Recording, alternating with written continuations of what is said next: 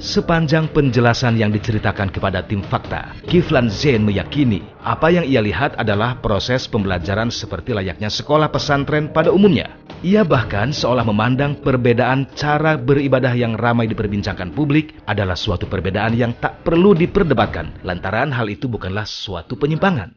Poin-poin isu yang beredar di masyarakat berkaitan dengan mazhab Bung Karno yang dianut Ponpes Al Zaitun dan lantunan salam Yahudi yang dinyanyikan dalam kegiatan keagamaan pun dibantah oleh Kiflan Zain.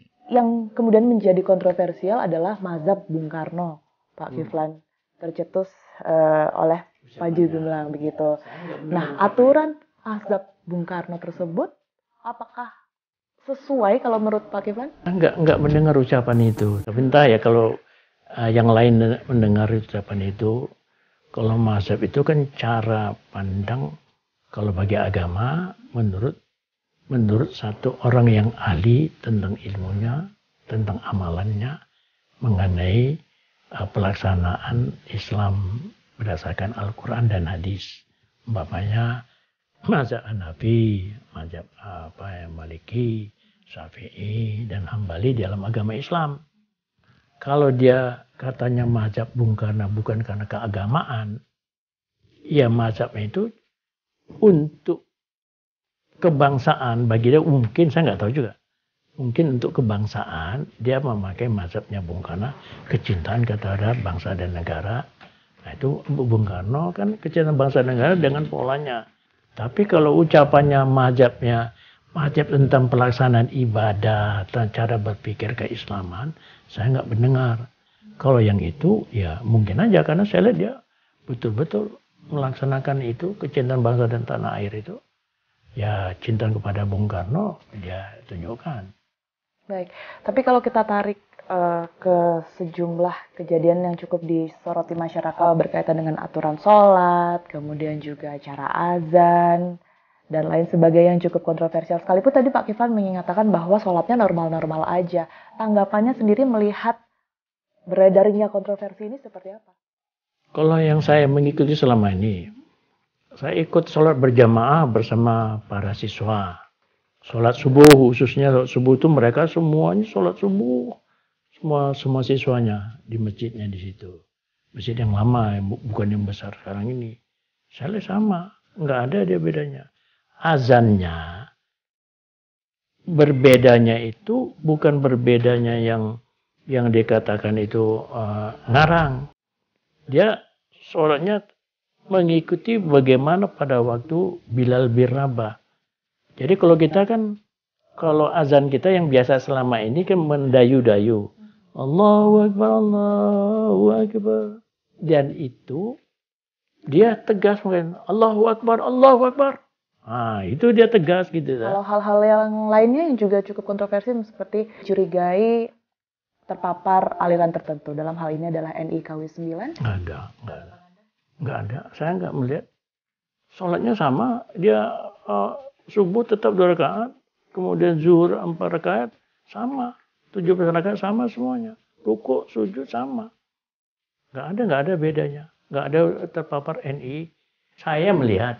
Saya merasakan mengikuti karena ini selama ini begitu loh.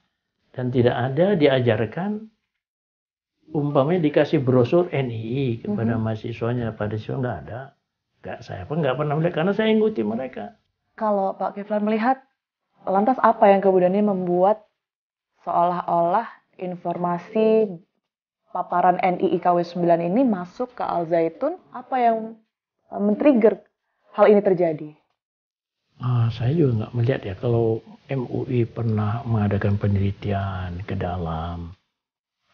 Kenapa tidak katanya dia dilarang.